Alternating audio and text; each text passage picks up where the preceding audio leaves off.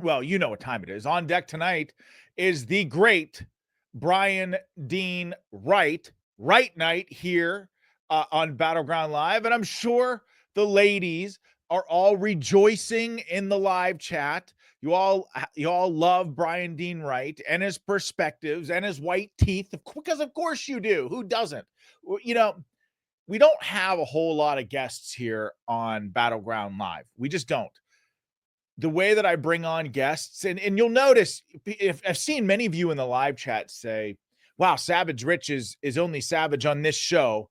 Well, at least you used to say that. Now Savage Rich is kind of, he's being him. He's savage on his show too.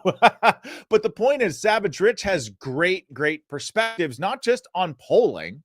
Yes, he's the best pollster in the business, but he's got great perspectives on the politics of the day, history, the Constitution, you name it. Great perspectives on, the body politic here in America. It's just awesome to get, Savage Rich Barris once a week, shotgun blasting his thoughts out there to the Rumble sphere and to those who listen on iHeart. So same thing with Bryan Dean Wright. Bryan Dean Wright is one of the smartest, hands down, one of the smartest foreign policy analysts out there. He used to go on Tucker Carlson all the time. But Bryan also has really good perspectives, just not just about foreign policy, but about everything. So I try to bring on people who I think are just have great personalities all around, people that I know that you'll like. And so Bryan Dean Wright, Savage Rich Bears certainly are the regulars. Also want to give a shout out to Dan Nunn in the Nunn Report and his nunchucks for rating the stream. Follow the Nunn Report, folks. If you're not following the Nunn Report already on Rumble, you should be. Dan's got a great show. We should support independent content creators.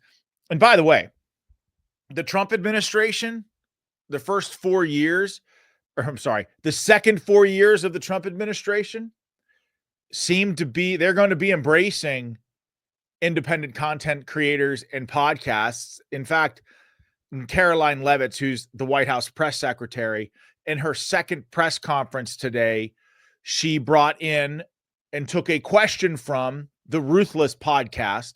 The Ruthless podcast is, I know the guys who host that show. They're great guys. But that podcast has become one of the biggest political podcasts in America.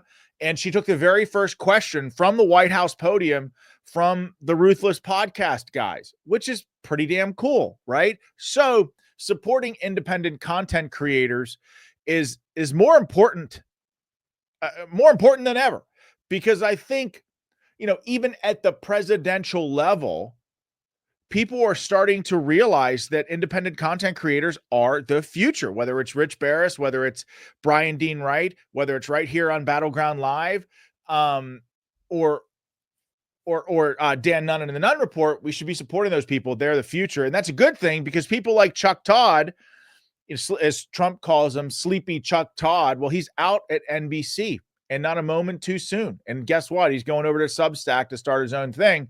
But this guy, never forget, this is the kind of stuff that the people like Chuck Todd used to give us. Please get vaccinated. If you know someone who's not vaccinated, find a way to convince them to get vaccinated. Literally, the only people dying are the unvaccinated. And for those of you spreading misinformation, shame on you. Shame on you.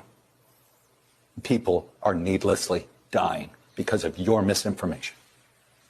Think about it. I don't know how some of you sleep at night who are doing this for a living. Yeah. Okay, bro. Good luck out there as an independent, Chuck. But, these people that are being first, it was Jim Acosta. Good riddance. You remember Jim Acosta in the White House? The guy was insufferable.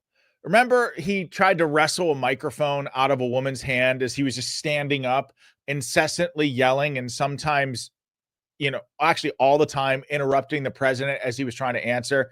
A woman came over, tried to take the microphone from her, and he's grabbing the microphone, fighting with her. I mean, he's out at CNN, and good, because he sucks. Now it looks like Chuck Todd is out at NBC, and that's good because he sucks too. And Jen Rubin is out at the Washington Post, and that's good because she sucks as well. I'm just saying, there has been a massive, or there is happening right now, a massive change happening in the media. And I want you all to be on the front end of it because good things are happening. Now, let's transition to a more serious topic here. I want to touch on this tragedy that happened in Washington, D.C. over the Potomac. Before you do that, before I talk about that, make sure you smash that like button, little gray thumb beneath the video. Smash it. When you smash it, it turns green. When it turns green, it helps us make the leaderboard. So smash that like button, little gray thumb beneath the video. Yeah, this horrific accident over the Potomac. Clearly, there is a constellation of different things that played a factor here, that was a factor in this crash. There's an investigation going on. We don't know all the details. Clearly, both Secretary of Defense Pete Hegseth said that there was some sort of elevation issue with the Black Hawk helicopter. President Trump late last night said the Black Hawk helicopter was flying way too high. And today, moments before we went live on the show, Transportation Secretary Sean Duffy shut down the airspace over the Potomac in and around Washington or DCA Reagan International Airport. So lots of things happening really fast, still lots of unknowns.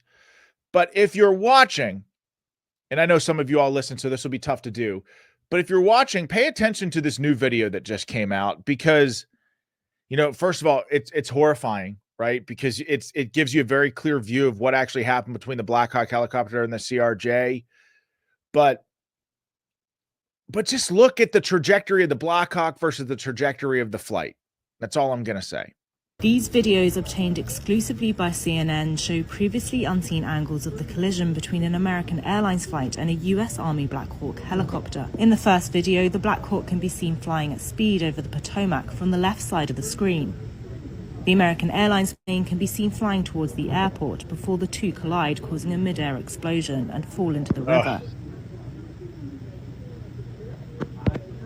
In a second video, you can see the Army helicopter and American Airlines plane travel toward each other. After the collision and subsequent explosion, the airliner can be seen spinning into the water, and the Black Hawk is also seen falling into the water. So a lot of people have taken to the internet, and by the way, they shared this video or there's a rumor spreading online. Oh, it was a trans pilot.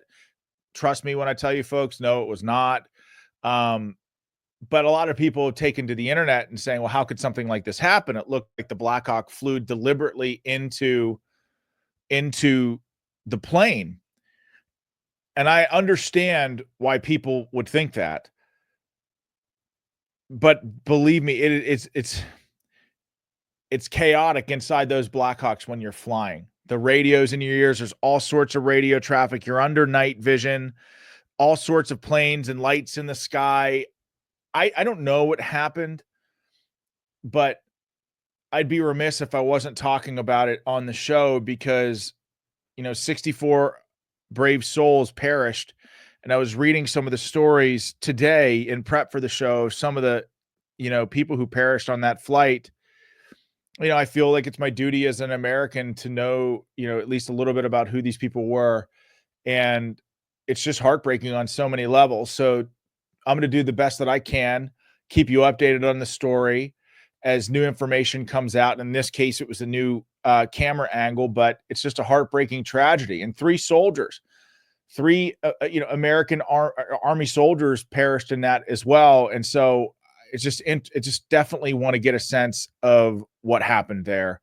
I want to talk a little bit about the whole diversity, equity, and inclusion thing, because the media is going after President Trump about this diversity, equity. I mean, him talking about diversity, equity, and inclusion. But listen, Trump is absolutely right about this.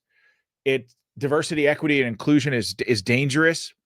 It puts people's feelings about race, about creed, about skin color over people's qualifications. And in professions where lives are on the line, if you don't have the best qualified person, it could mean death. It could be the difference between life or death.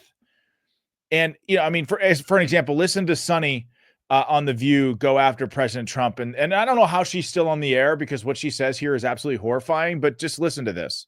Yeah, I'm not going to dignify his remarks about DEI. I'm not going to do that. But to Anna's point, just last week, Trump fired the heads of the Transportation Security Administration and Coast Guard, and he also eliminated all the members of a key aviation security advisory group.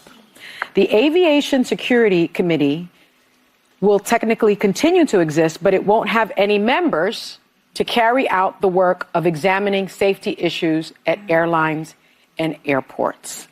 I think that is very telling, that when, voters decide that they want someone to blow things up and they want someone to blow up infrastructures, this is the result.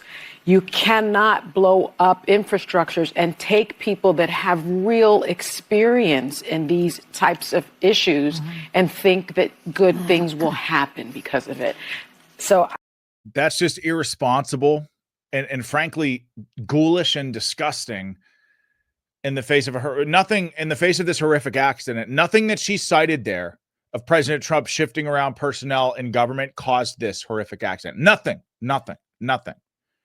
But when President Trump is talking about the dangers of diversity, equity, and inclusion, and specifically within the FAA, which has been an egregious offender of race-based hiring practices. In fact, remember, I told you yesterday that there was a lawsuit of 1,000 air traffic controllers who were turned away, who met the rigorous standards of the traditional air traffic controller test. They were turned away for people who were less qualified, who also filled a race quota. And that is a very, very dangerous thing.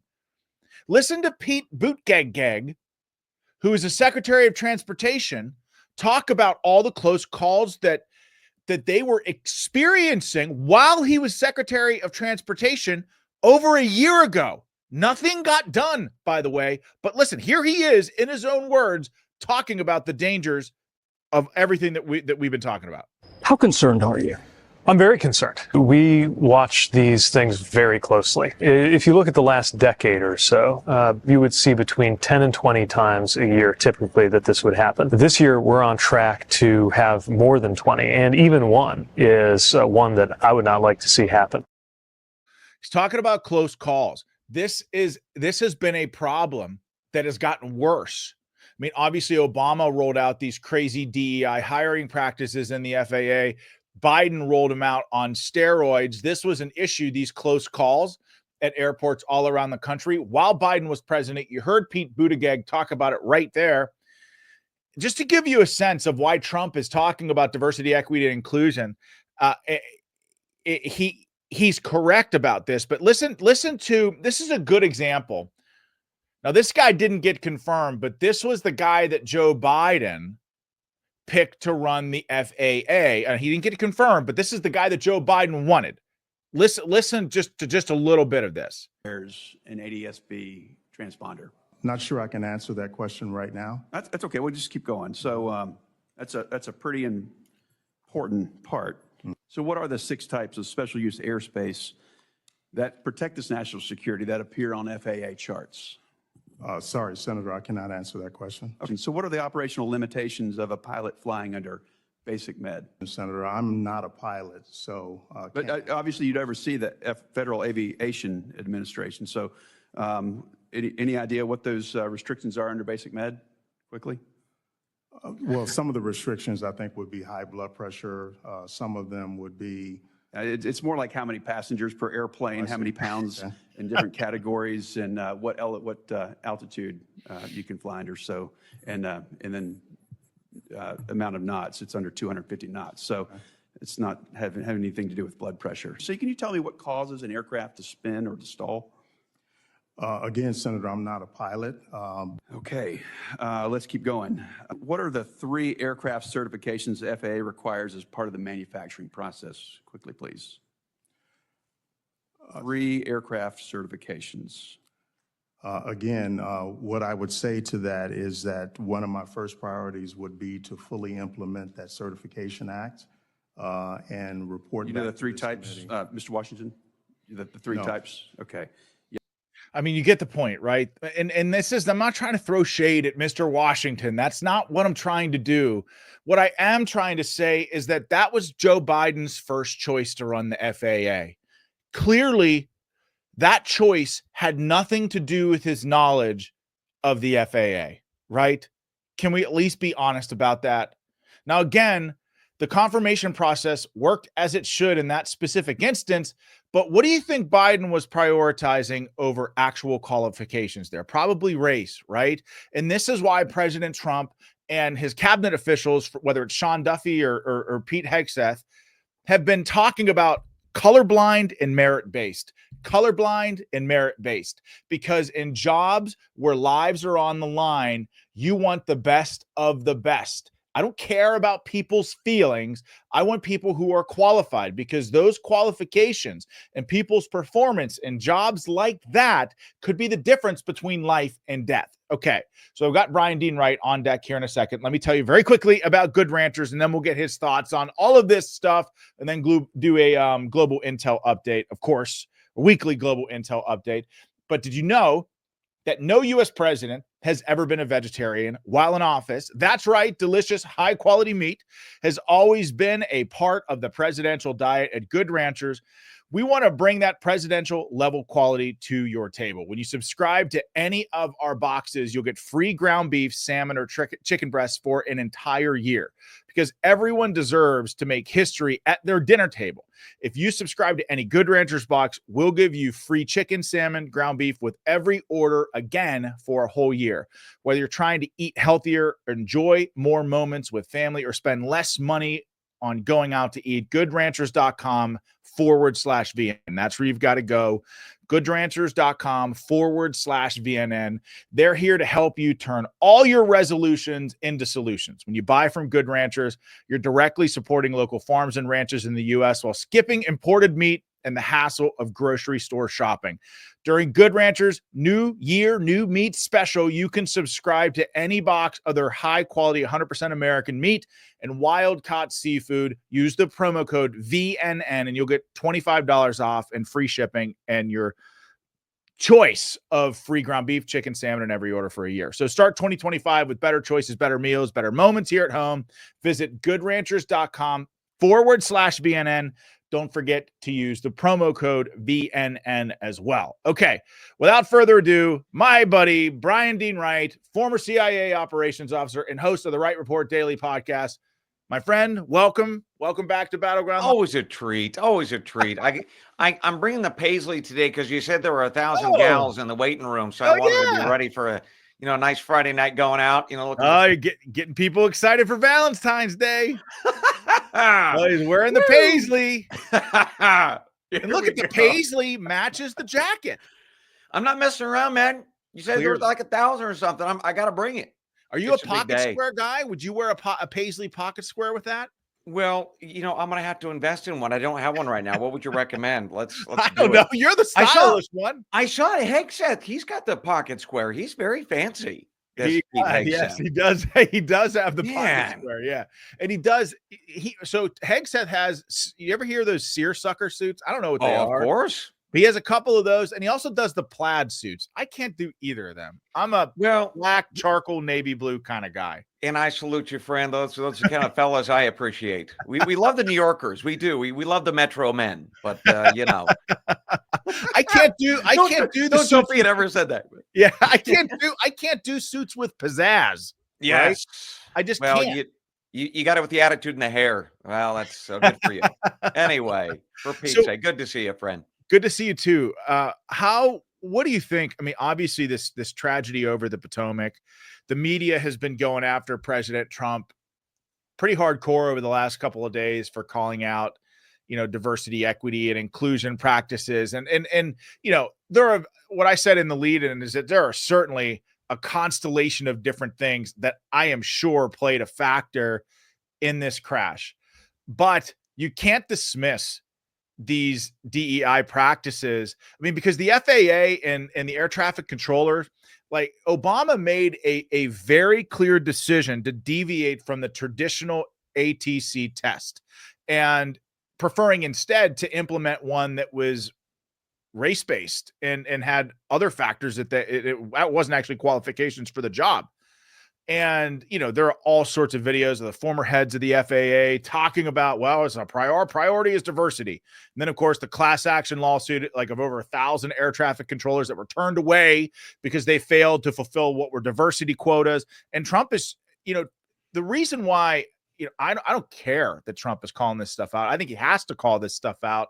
But if you are, Bryan is a former CIA guy, if you're, an officer, I don't know what the technical term is, so forgive me, but if you're in charge of a tactical team and there is an error that's made somewhere that happens on your watch and members of your team get killed, the leader of that team is going to be pretty damn pissed off, and it's going to be no holds bar.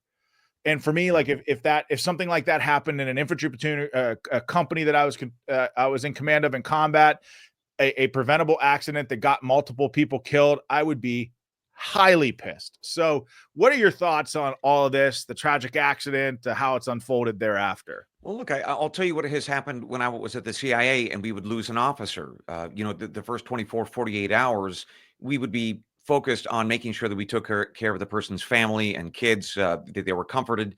And I think that should be and is the focus for a lot of us in these first 24, 48 hours.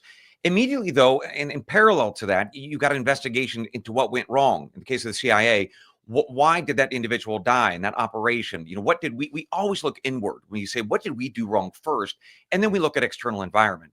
So I think it's appropriate to have the conversation. I would have preferred it to be a little bit more quiet and settle these past 48 hours. Let us all mourn and pray with those who have lost loved ones. But then look at all the different contributing factors. Obviously, the military is going to be doing a lot of questioning about the 3 individuals on the Black Hawk helicopter. We're going to be looking at the training modules in that area, in that space, the time of day, one of the most congested airspaces in the country. There are lots of things that could have contributed to that. So let us have that investigation. And as we do, we should be asking about the training pipeline. Who was in that helicopter? Who is, whether it be the CIA or some of the boots on the ground that you have worked with? Who are those people? Are they the best? And how did they get there? What we have seen, the service academies over the past 4 years, Secretary Hegseth is going to have to really clean those out, because some of the people there who have graduated, who are there currently, should not be there. They were not there because of merit. They were there because of the color of their skin or their sexual orientation or other stuff that doesn't matter.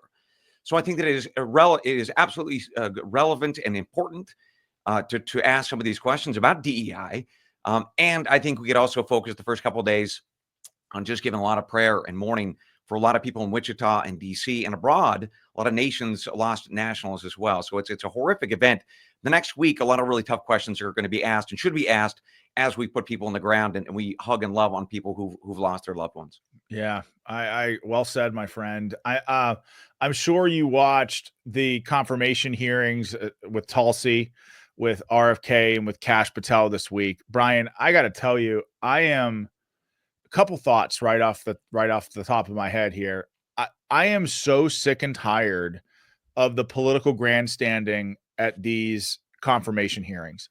The Senate, all my life, the Senate was supposed to be the greatest deliberative body in the history of the world, where the Senate would be, the place where things cooled off and there was high level debate and substantive questions. And whether or not, a president's picks or nominations aligned with someone's party politics was not necessarily in question, because obviously if you're a Democrat, you're going to have different priorities than a Republican and vice versa.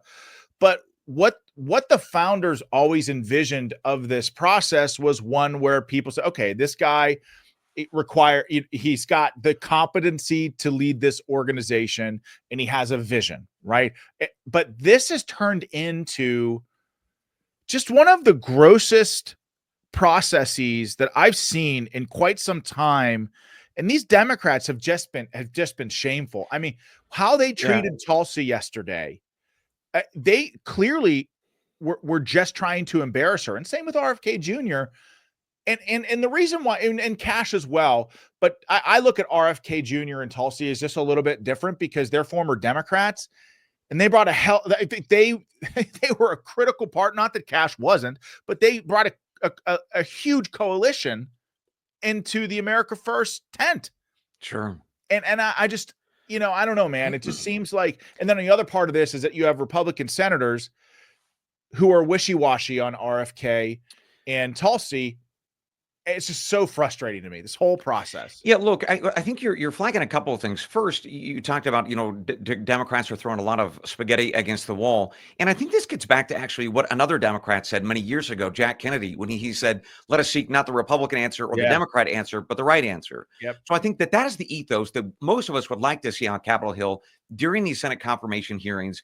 Putting aside your politics, is this person a redeemable human who can actually help lead that department of that agency? Right. Okay, so that's first. Second, they're giving senators only 2 minutes to ask questions. So in 2 minutes, are you really going to get to the bottom of something? Are you going to have a thoughtful conversation? No, or is it just going to be a quick screaming contest so that you can take the clip, send it to your constituents, and try to raise some money afterwards? That's what this is. This has turned into a carnival. It's a circus.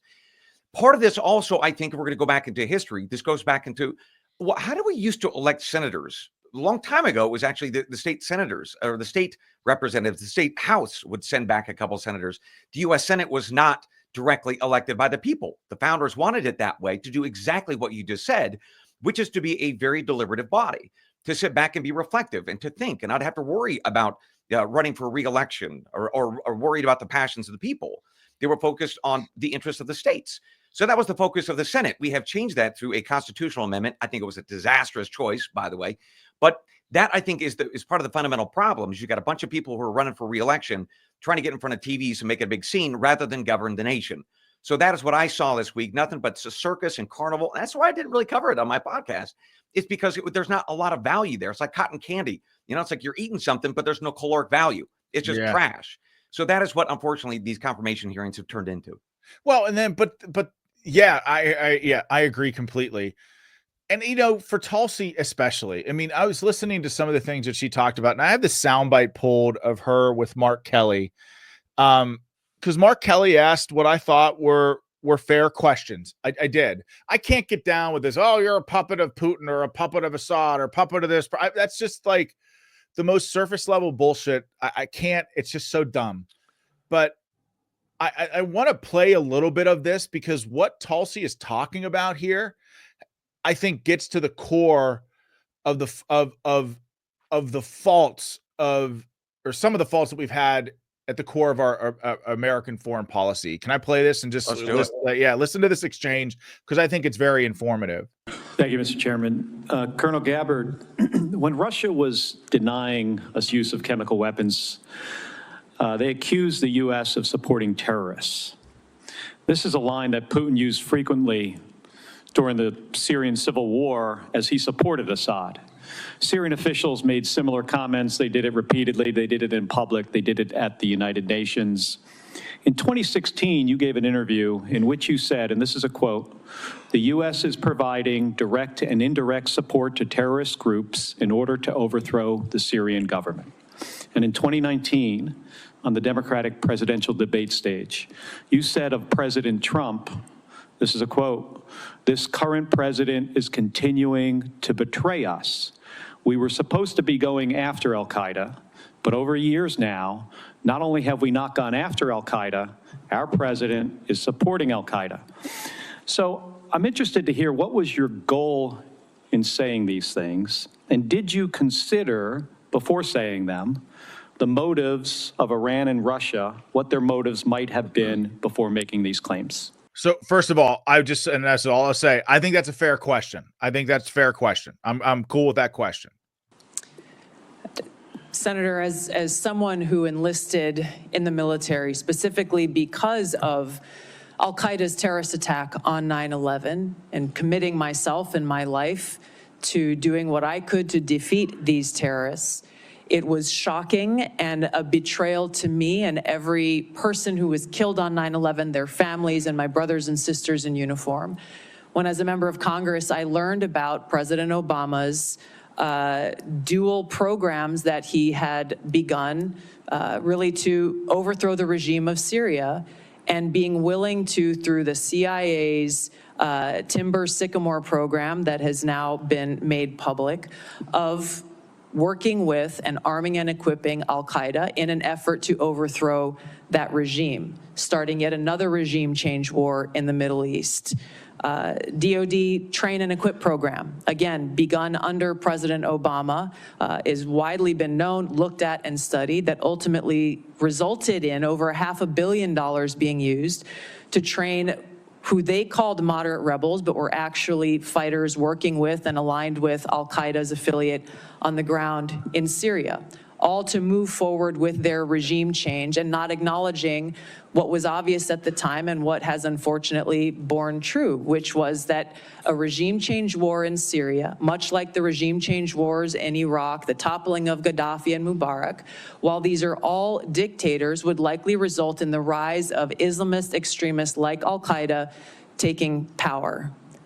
I shed no tears for the fall of the Assad regime, but today we have an Islamist extremist who is now in charge of Syria, as I said, who danced on the streets to celebrate the 9/11 attack, who ruled over Idlib with an Islamist extremist governance, and who has already begun to persecute and kill and arrest religious minorities like Christians in Syria. I understand. Why that should be acceptable to anyone is beyond me. It shouldn't is be. certainly And not I in our understand, interest. So, I mean, there's a lot there, and it was a long segment normally, but I was, when I initially saw that, I thought of you, and I wanted to get a sense of what, because look, Assad is clearly a terrible, evil human being. Okay. I don't know how you feel about all this, but tell me your thoughts about that exchange. So there was nothing that she said there that was inaccurate. She talked about Timber Sycamore. It's a program I know well. There are a lot of things that What is it? I heard it. I didn't know about it. Tell us what it means. Timber Sycamore, and I can't go into a ton of details because a lot of stuff is still classified, but the bottom line is that she is correct to say that the CIA and the Pentagon funded different rebel groups. We called them moderate. They were not. In some cases, we took these moderates and we sent them to Jordan to be trained, the country of Jordan to be trained. They ended up doing either nothing, or they would take our guns and they would sell them on the black market. They did that in Amman, Jordan. Or some of them would actually then go back into Syria, where they were supposed to do things on our behalf, but we lost control of them. The operations officers like me were supposed to handle these guys inside of Syria. These guys just went off the reservation. So she's correct to say that we trained a bunch of people, spent a bunch of money, and they either did nothing or they actually joined the bad guys. So, and then on the Pentagon did a similar program. They funded a different set of good, bad guys. So she is right to say that the whole thing is a mess, and that whether you like Assad or not, I don't like him. I think a lot of reasonable people would say he was an awful man. He did terrible things for 20 plus years. His father did, going back to the 1970s. So it's clear that that family was awful and vile. The whole Ba'ath Party, whether it be in Syria or Iraq, terrible. And it's also true that we have to think about the day after, that when we fund these rebel groups and then the dictator goes down, what rises up? She is spot on to say that is what we should have learned, certainly in the war on terror in Iraq and Afghanistan, and all the way, by the way, going back to the 1980s, when we funded the Mujahideen to rise up against the Soviets. Exactly. What happened to those guys? Right. So it created the Taliban and Al-Qaeda and the rest. So look, she's not wrong to flag this stuff, to say we are inadvertently funding terrorism. And I would say to you what you and I have talked about. The Biden administration funded through Ukraine the provision of drones and drone providers to Islamic radicals in the Sahel of Africa and to Syria, the leadership of HTS that is now in charge of Syria. So we, again, are funding the moderate / radical Al-Qaeda or ISIS members, certainly in the Sahel. And you could make the same argument for the current guys in Syria. So she's right. She's right on all counts. I'm not, look, I will end with this. It is also true that foreign powers can control our politicians. You and I have talked about how China does that extensively. They have a beachhead in California with their program of doing it. So it's reasonable to ask questions of all of our policymakers to make sure that they love this country and they're not engaging in treason. Yes, if there is proof or evidence of that, that should be provided in this case to Donald Trump and his team to say you got a problem, right? And then they solve it. Or you brief that to Capitol Hill if the president, whomever it might be, doesn't want to solve the problem and is happy to bring on traitors, because maybe they're a traitor too, Joe Biden, then fine, brief that to Capitol Hill, and then you bring that evidence out on Capitol Hill and you tank the nomination, because that's where the advice and the consent comes in. This is how adults govern a republic. That is not what we heard over the past 3 or 4 days. Yeah, Brian, I have to ask you, what is the reasoning behind I mean, is it behind the CIA arming some of these not moderates, but basically members of Al Qaeda, and then you end up losing control of them? If What's the logic behind it? Do they just say, well, the enemy of my enemy is my friend? We'll use these guys in a proxy war to kill people who are worse. Is that the logic behind this? Why do we do this stuff? Yeah, look, this actually goes back to 1950s and 60s when the CIA was first stood up, and we started doing one of the most successful covert action operations, which was overthrowing the then dictator or president of Guatemala. Very, very successful. But really, because it really wasn't a covert action, but we funded the rebels effectively. So we thought from that point on, we can do it everywhere. And we tried in Iran. It was a disaster, as most of us know, after the Shah fell. The point is, in the decades since, we've never really learned our lesson. Every new generation of leadership of the CIA, or every president says, oh, I'm going to do it better this time. I'm going to do a tighter group of rebels. I'm going to vet them differently. I'm going to vet them better. So it is a little bit of hubris going into a lot of these operations. And in fact, one thing that I don't know that has been talked about a lot is President Obama, to his credit, did ask the CIA many years ago, give me an assessment of all of your different covert action operations and whether or not the rebel groups have been successful or not. I can't get into the details of what that showed, but asking that question should certainly be something that Capitol Hill should be asking. A president of the United States should be asking, what is your record when you fund these people? Are they successful? And what are the second and the third orders of consequences? That is something that a lot of foreign powers are very angry and upset at this country over the past 50, 60 years, as our foreign policy has just been very, very reckless. And we haven't thought about the second and third orders of effect. We've wrecked a lot of places around the world. That's fair. So I think that Tulsi Gabbard, when she's talking about this stuff, when people are criticizing her, as the Democrats did this week, that really goes back to about 15 years ago when they thought that she was going to be a key leader in their party. Yes. When she was in Hawaii, they thought that she was going to, I think she was the deputy DNC chief. Yes. So she was a very senior member of the party. Absolutely. She basically told her tribe, go pound sand. I don't like you anymore. That made them very angry. And in tribal politics, I don't care if you're in Africa or you're in America in DC, tribal politics, or if you push yourself out of the tribe is going to come for you. Yeah. That's how it works. So that's what she's facing, I think, Ms. Gabbard. I think you're so right. It's what made the Democrats. I mean, I just thought that they were absurd. Bernie Sanders, like, do you support this onesie? He's screaming about a onesie, like he's in A Few Good Men, asking about a code red. Do you speak fluent socialist? That was gorgeous. Gorgeous. Beautiful. Thank you. But I just thought to myself, well, like with RFK and Tulsi, you were friends with these people like 5 minutes ago. It's blatantly obvious what they're doing as partisan politics. Yeah. But speaking of partisan politics, Washington Post is out with this. Well, they're out with this article talking about how a lot of FBI agents are now under the microscope. Some of them are being fired. Other senior officials at the FBI are being forced to resign. President Trump and his team are starting out with, this FBI agents who were assigned to prosecuting some 1,600 January 6ers who were at the protest that day.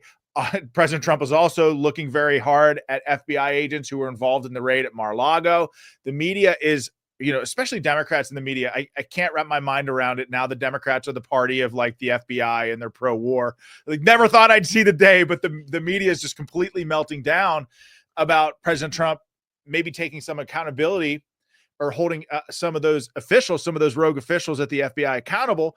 And then today, President Trump banned John Bolton and Brennan and all the other 47 or 51 former intelligence officials, the 51 spies who lie about the Hunter Biden laptop, from ever entering U.S. government facilities because of national security concerns. So there's lots of things happening. I mean, and I'm just kind of going through this stuff because I've never seen a president move this fast in his first 2 weeks in office. And then as all this is happening at home, you've got Rick Grinnell going off to meet with Maduro, which I got to say is kind of a scary meeting. Yeah, I saw that video. I'm like, good luck, brother. Fingers crossed you come home. I know. Look, let's think about this FBI stuff just for a second, because it's really important. We experienced from 2016 through 2020 a constant barrage and attack on Donald Trump and his family and his administration. That has been demonstrated by special counsels, inspector generals. We have some prosecutions of these FBI officials who cooked up the arrest warrants or the surveillance warrants, Carter Page, etc. So Donald Trump has a very real concern based on that history. And one could argue, well, that's 4 or 5 years ago. Well, that's in the past, right? But the FBI director, but 2 minutes ago, as it were, Christopher Wray, called all of that lawlessness that the inspector general and these special counsels have highlighted. He called all that lawlessness missteps. You and I have talked about this before, missteps. Yeah. So what does that tell you about the leadership as well as senior FBI officials? If they called their lawlessness over those years of trying to depose effectively and throw out a duly elected president, if they'd simply call that stuff a set of missteps, that would tell you that the leadership and the senior, all the way down, actually probably to even the lower levels of the FBI, have been corrupted with partisanship. That is a really very serious concern. And the president of the United States, Donald Trump, has absolutely every reason to say, I'm concerned that these guys aren't taking seriously what they have done to this country, not just me, but indeed to the nation, to the rule of law. That is legitimate. So getting rid of a lot of people is totally fair. I can appreciate why that might feel scary to some people. That feels very like, well, Trump is Hitler. Okay. but let's also look at the evidence of what has happened at the FBI over 8 years. That might suggest that we need to do some house cleaning. So I think that that's important context for us to remember, not just what Trump says or Republicans say, but what are those inspector generals and special counsel said about the lawlessness at the FBI and former FBI Director Christopher Wray calling that stuff a misstep. That, for me, makes all of this house cleaning legitimate and fair and appropriate. Wow. So what do you think of clearly President Trump's focus on Central America with Grinnell going off to meet with Maduro, and then Rubio's going down to Central America, and it's like one of his first trips as Secretary of State.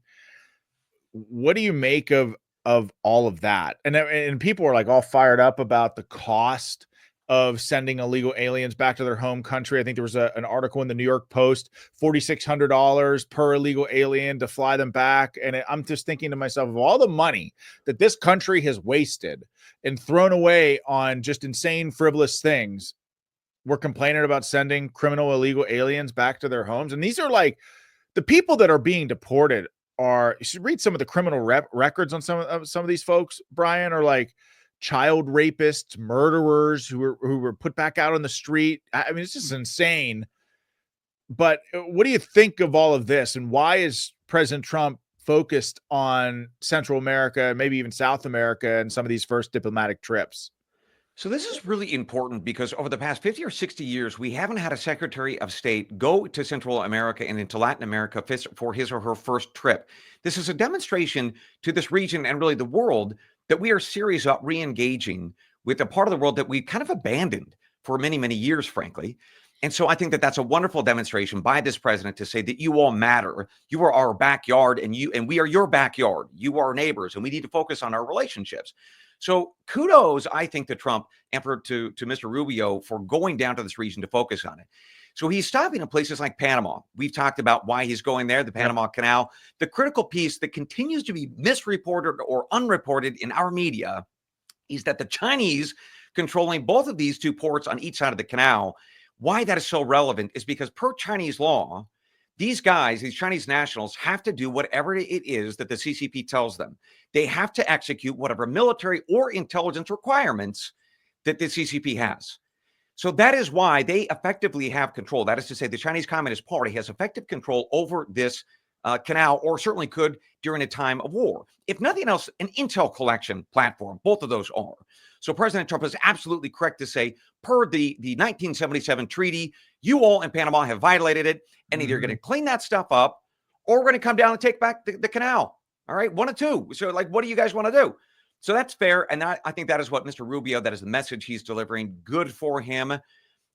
Equally going into El Salvador, Guatemala, and saying, look, let's work on a deal where you're going to take back some of these foreign nationals that we want out of our country. It's basically the trash. Like, can you take our trash? President Bukele of El Salvador has said, maybe he might have to build out some facilities to do that. So we're going to owe him a lot. We're probably going to have to give him a few things to take our trash, as it were. And I'm going to refer to some of these illegals, to your point, that have raped children. We're going to call them trash. That's Yes, fair. it's fair. The other question, though, that you highlight, which is the cost. All right.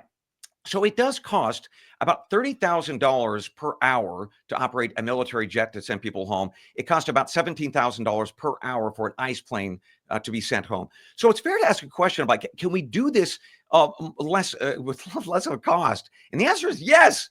So earlier this week, as we all might remember from last Sunday into Monday, Colombia and, of course, President Trump got that big dust up. The Colombians didn't want to take back their people. Trump was like, really? Sanctions for you, terrorists for all of you. I'm going to ruin your country. I don't care if you have beautiful coffee and women. I'll destroy it anyway. And that ended the whole thing. But here's the key. What a lot of people didn't catch. Over the next 48 hours, President Petro, who is a Marxist who runs Colombia right now, he agreed to send his military planes to the United States to pick up his Colombian people. Well, wait a minute. That's great news. Yeah. Not only were we not spending $30,000 an hour with our military or $17,000 an hour for the ice planes, we're spending zero. That is the art of the deal. You get the other guys to come pick up their citizens and take them home. That is what I hope that the administration focuses on next. Especially when you stop and think about that, some of the illegals that are here are because these nations encourage their people to leave. President Petro of Colombia, a lot of people have forgotten this, in September, actually tried to get the Panamanians to open up that jungle between the two nations. It's called the Darien Gap, so that more people could pass through and safely, allegedly. But the point is, they were paving the road, man. They were paving the road for these people to come to the United States. So yeah, it's fair that they spend their money and their jets to pick up their people, not us. So that is what I hope that this president continues to do, is push these nations to say, look, you're going to use your jets and your planes to pick up your people, or guess what? Tariffs, sanctions for everyone. Don't mess with me. I'll blow up your country. That's what I want them to do. Your Trump impersonation is really coming along, my friend. I got to work on it. I got 4 years. I got to make it tight. I see the golden hair. You do.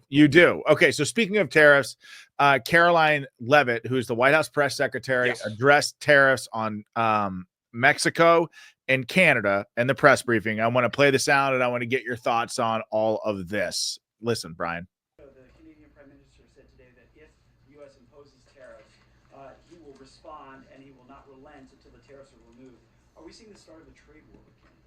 I don't think so. I think the president is going to implement those tariffs tomorrow, and he will respond to Mr. Trudeau's comments in due time, I am sure. What type of things have to happen? What does the administration need to see in order to avoid those tariffs? Well, the tariffs are incoming tomorrow on Canada. And the reason for that is because both Canada and Mexico have allowed an unprecedented invasion of illegal fentanyl that is killing American citizens and also illegal immigrants into our country. In fact, I have more language for you right here.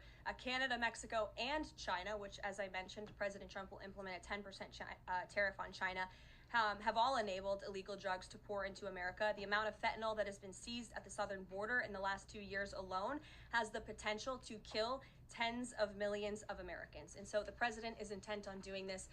And I think Justin Trudeau would be wise to talk to President Trump directly before pushing outlandish comments like that to the media. Oh, man. I like that comment at the end. Strikes me as true. Like, Justin Trudeau would be wise to talk about this with President Trump, essentially behind closed doors before whining to the media. But a 25% tariff on Canada and Mexico, for all the reasons that she cited, the illegal invasion, fentanyl, everything else, all deaths of Americans because of that. Man, he's playing hardball, and I like it. So here's the thing. The trade agreement between the United States, Canada, and Mexico, that is not up for renegotiation until 2026. What Trump is doing here is he's saying, basically, I'm going to levy 25% tariffs on both of y'all, unless maybe you want to renegotiate a little bit early. And when we do, it's going to be on my terms. It's going to be on better terms. It's going to be on the United States' terms. So that's what he's doing here. Second, he also understands, we got data earlier this week, that the Mexican government tanked in the fourth quarter of last year for the first time in about 10 years. So the Trump negotiating team. It tanked. Yeah. So it went down. So in other words, President Sheinbaum of Mexico is in a very weak position to negotiate. Her domestic economy is already starting to be sort of be on the ropes, as it were. So he's got a little bit of extra leverage. Second, we should also remember that we provide a lot of stuff to Mexico. They need us more than we need them. We give them about 70%, 70% of their natural gas that powers their nation, their power plants. We also tens of billions, I think it's like 60 some odd $billion in remittances. And of course, all the factories on the northern, that's called the maquiladoras section of Mexico. That's really important to the Mexican economy. So we got a lot to squeeze. You know, we can do without some of the crap that comes across the southern border. Fentanyl, certainly the biggest one, but a lot of that other stuff too. You know, in fact, one of the things that a lot of people don't know is in these factory zones, they have allowed Chinese companies to set up their factories so that they can take advantage of the USMCA and send in these cheap Chinese goods, avoiding the tariffs that we have on China. So the Mexican government and Mexican businessmen are setting up these factories just a couple of hours south of San Antonio, for example. Well, that's not only bad because it's economically, terrible. It's economic warfare. Basically, the Chinese are cheating again. But what do we also know, again, about the Panama example? These Chinese nationals have to respond if the Chinese Communist Party, the military, or the intel says, go do something. So we've got basically these nests of spies and saboteurs in these Chinese factories just south of the border. So it is yet another reason why the president is very wise to smack the hell out of the Mexicans, to say, we got to tighten up this agreement. We've got to fix a lot of stuff. And we've got some leverage. The Canadian one, I got to tell you, I'm a little bit more, not nervous. I'm just appreciative of one of the things that we do buy from them that we need, which is crude oil, especially our Midwestern refineries. That's a big deal because those have been built over the decades just for the heavier crude that comes out of Canada. So if we, slap this 25% tariff on this Canadian crude, Midwestern refineries aren't going to have many other supplies. And so they're going to have to pay more. And then they're likely going to pass that along to consumers.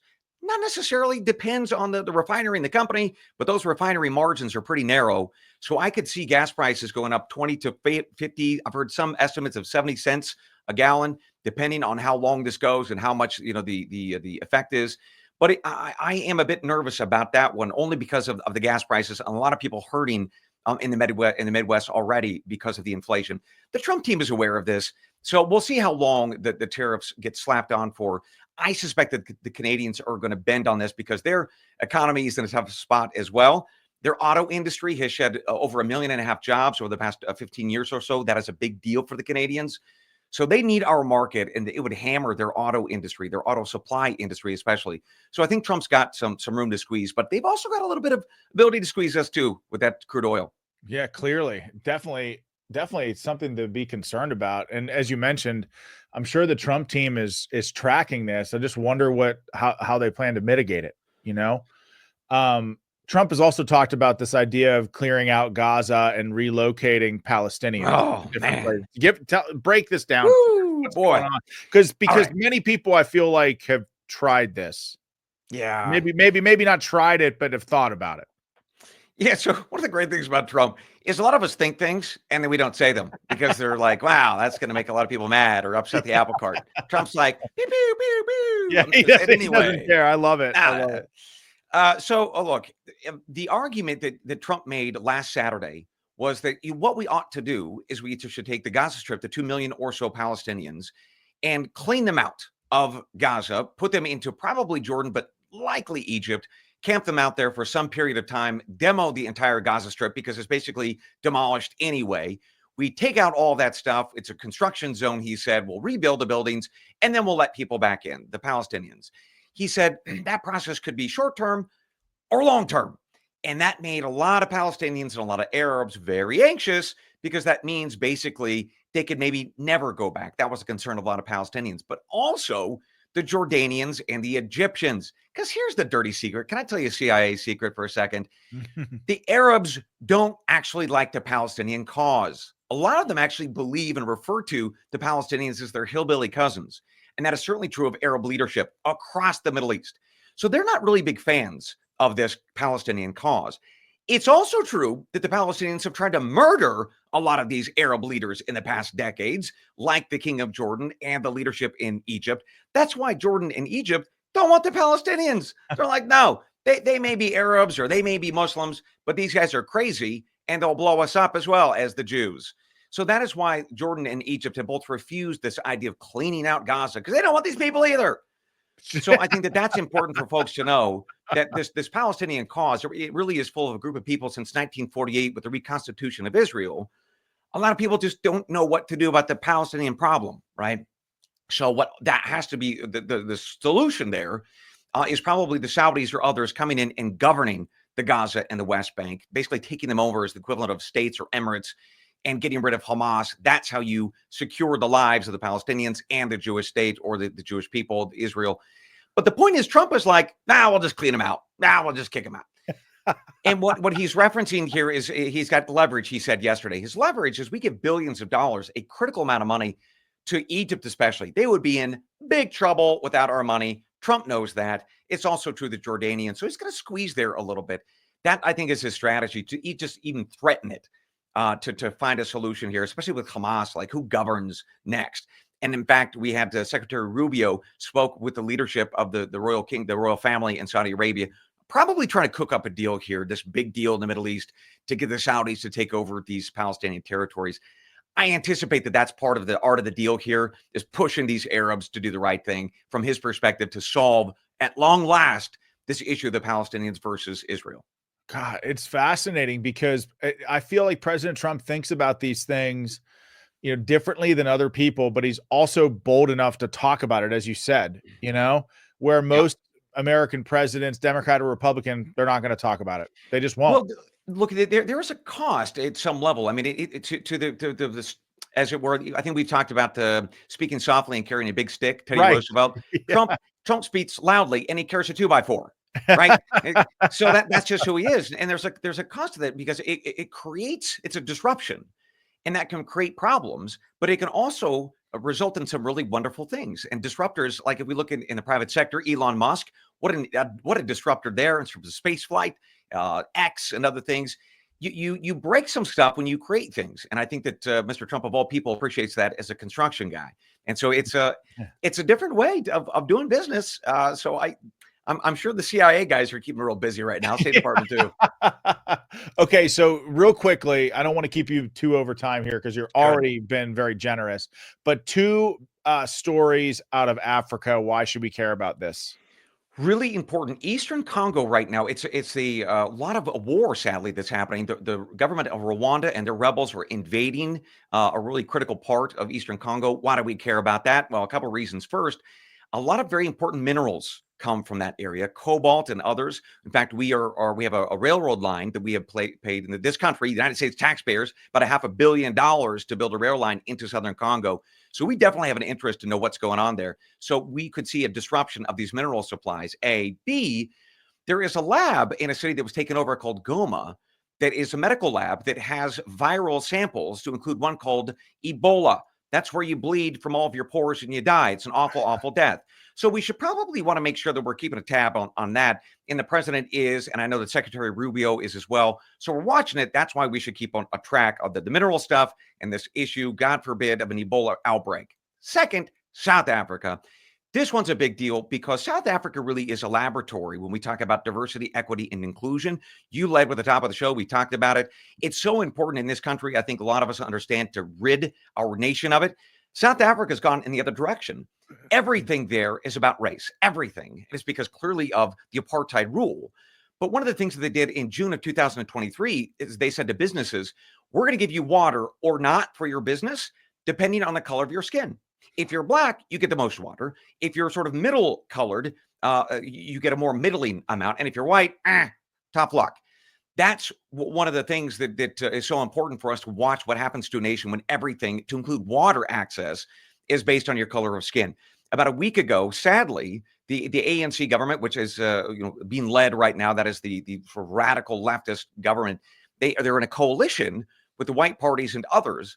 And a week ago, they adopted a new law that basically said the government, which we know is leftist, everything is based on skin color, can take any property that it wants if it's for the public good. This is a very expropriation, very Zimbabwe, very radical leftist Marxist solution to problems down in South Africa. The White Party, the Democratic Alliance, they said, wait a minute, we know where this goes. We watched what happened in Zimbabwe and other places. You're going to start killing white people and pushing them off of farms. Let's not go down that path. You will turn this lovely nation of ours, a rainbow nation, into something horrible. So that is why we continue, and we should continue to watch South Africa. It really is a laboratory for DEI on steroids.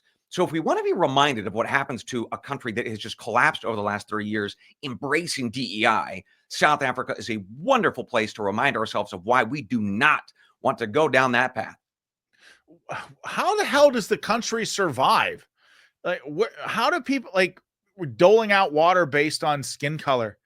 Doesn't seem like something that Americans would tolerate for very long. Well, how does South Africa and the government even survive? I mean, you'd think people would be up in arms. Well, that is a big conversation, but the bottom line is, for decades, obviously the white folks ruled that country. They were a minority under apartheid, and they did some pretty terrible things. And in response, Nelson Mandela and other radicalists, Marxists, they did some terrible things as well. So you've got this nation that is built on this foundation of a lot of complexity, racial complexities and otherwise. But economically speaking, the country was in relatively good shape through the 1990s. That is no longer the case. They can't keep their lights on, man. They struggle to keep their electricity supply because everybody keeps robbing it. You've created businesses that have to have a certain number of black folks as well as white. So you have racial quotas on everything: schooling, the military, businesses, your electricity supply, your water supply. And the nation has struggled profoundly. It is not the nation of 20, 30 years ago, even when the ANC took over. And so I think that you're right to say, why don't people, get to a place in South Africa where they are engaging in revolts? I don't know what a lot of people have wondered, like, at what point is that nation going to collapse? Right. There's been a lot of debate over the last 30 years. It hasn't happened so far because enough people have decided to band together and keep working to try to keep the nation together. A lot of business interests still down in South Africa, and not just the white folks, but a lot of ethnic Indians are in South Africa, and they're working really hard to keep that nation together as well. So unfortunately, I want to be hopeful for South Africa. They're a very important a nation. It's a gorgeous place and a lovely, lovely set of people there. But there is this radicalist Marxist element that I think, unfortunately, could destroy the country. And that is so important for us to watch as we try to rip that stuff out of our system.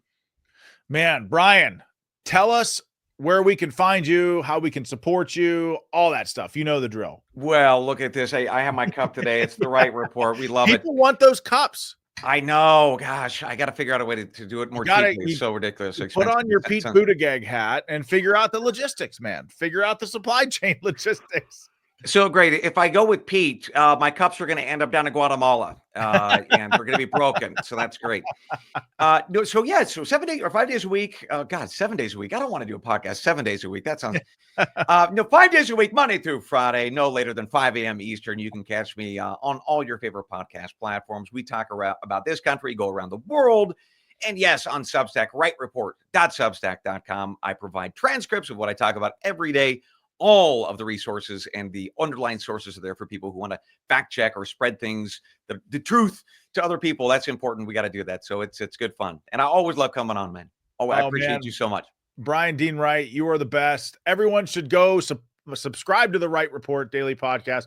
Also subscribe to his Substack if you can. Have a great week, my friend, and I'll see you soon. Looking forward to you, brother. Be well. All right, take care. That is Bryan Dean Wright, one of the best in the business. He's always very generous with his time, and we thank him for that. Okay, smash that like button. The little gray thumb beneath the video, when you smash it, it turns green, and it helps us make the leaderboard on Rumble, and we make it all the time because of you.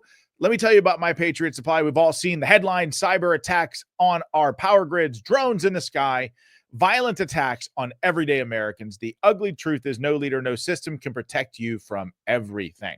And the last thing I want is to be standing in line depending upon help that may not ever come. When crisis hits, food is always the first casualty.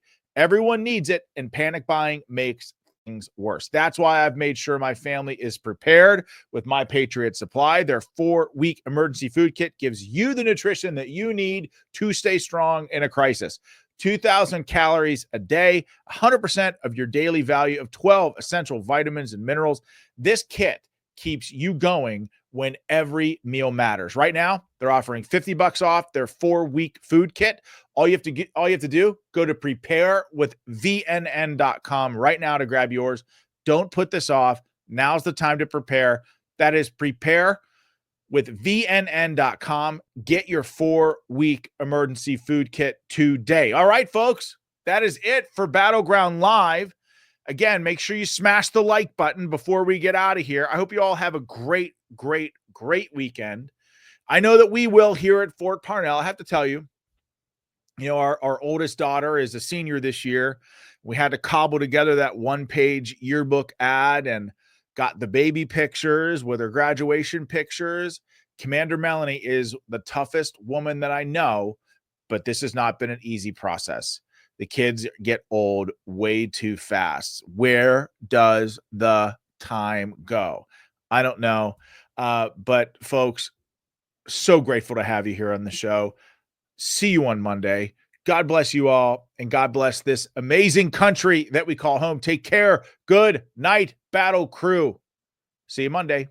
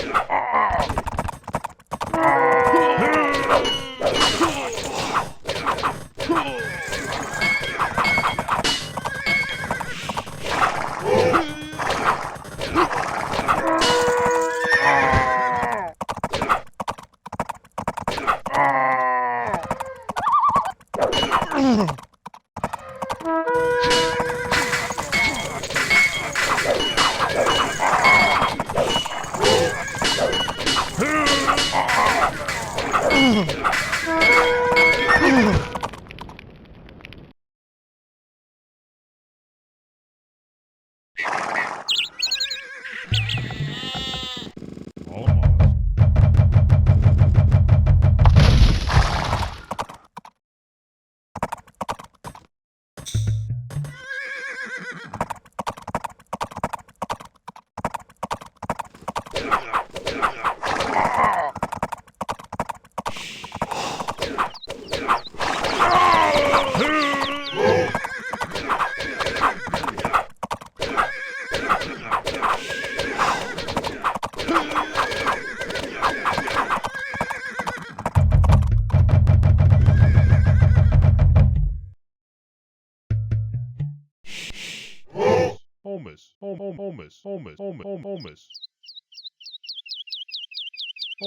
homeless.